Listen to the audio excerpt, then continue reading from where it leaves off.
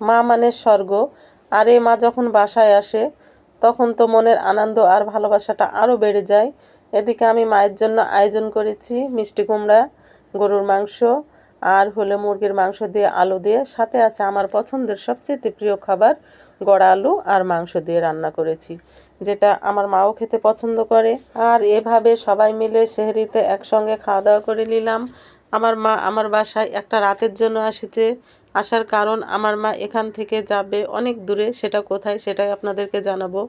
আমার মা যখন যাচ্ছে আমার মায়ের ইফতারটা রাস্তায় হবে, সেজন্য আমি আমার মায়ের জন্য ওখানে কিছু ইফতারের আয়োজন করেছি। তরমুজ, খেজুর, মানে এক কথায় মুড়ি, ছোলা, পেঁয়াজু, এগুলো সব আমার মায়ের জন্য পানি সাথে বেঁধে দিলাম যাতে রাস্তায় ইফতারি করতে পারে।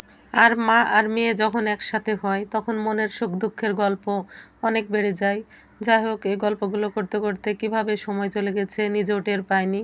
তাই এদিকে সব তাড়াহুড়া হুটোপুটি করে সব কিছু রেডি করে একেবারে কমপ্লিট করে ফেললাম। এখন আমি নিজেও রেডি হয়ে যাব, তাই বোরখা পরে নিচ্ছি। আর এই পাশে আমার জায়ের মেয়ে, তাকেও তরমুজ খেতে দিয়েছি। ও মজা করে তরমুজ খাচ্ছে আর বলছে তরমুজটা খুব সুন্দর, মিষ্টি, ইয়ামি। যাই হোক, আসসালামু আলাইকুম প্রিয় ভাই এবং বোনেরা, তোমরা কেমন আছো? আশা করি ভালো আছো। আল্লাহর রহমতে আমিও ভালো আছি।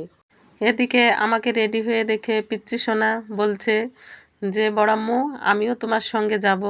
ওকে আদর করে বসিয়ে বললাম যে তুমি থাকো, আমি অনেক দূরে যাচ্ছি। এবার মাকে নিয়ে রওনা হয়ে গেলাম। যতই হোক মা দূরে চলে যাচ্ছে, মনের মধ্যে খারাপ লাগছে, কিন্তু তবুও কিছু করার নেই। কারণ তার একমাত্র ছেলে কক্সবাজার থাকে, সে ছেলের কাছে যাচ্ছে। আর আমরা দুই বোন যখন এই গ্রামে থাকি তখন এক কথায় আমাদের কাছে যখন থাকে তখন তার ছেলের জন্য মন পড়ে, আর যখন সে ছেলের কাছে থাকে তখন তার মেয়েদের জন্য মন পড়ে। কেননা আমার বাবা নাই, সেজন্যে বাসায় একা একা থাকতেও পারে না। এদিকে দেখে নিলাম যে ট্রেনটা কত নাম্বার প্ল্যাটফর্মে থাকবে। আর টিকিট কাটার কোনো ঝামেলা নেই, যেহেতু আমার ভাই টিকিট কেটে দিয়েছে অনলাইনে।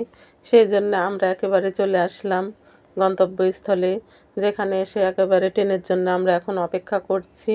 আমরা না, আরও অনেকেই অপেক্ষা করছি। ইতিমধ্যে ট্রেন চলে এসেছে, সেই ট্রেনে উঠে গেলাম, মাকে তুলে দিলাম। এখানে আমার ছেলেও আছে সঙ্গে, ব্যাগ নিয়ে এসে মাকে সহযোগিতা করে নানিকে সে তুলে দিল। এদিকে আমি নিচে মায়ের জন্য, যতই হোক মা বলে কথা, মনটা খারাপ লাগছে, তাই আবার জানালা দিয়ে মায়ের সঙ্গে কথা বলছি। মন চাচ্ছে না আসতে, তবুও মাকে ছেড়ে আসতে হয়। আল্লাহ হাফেজ।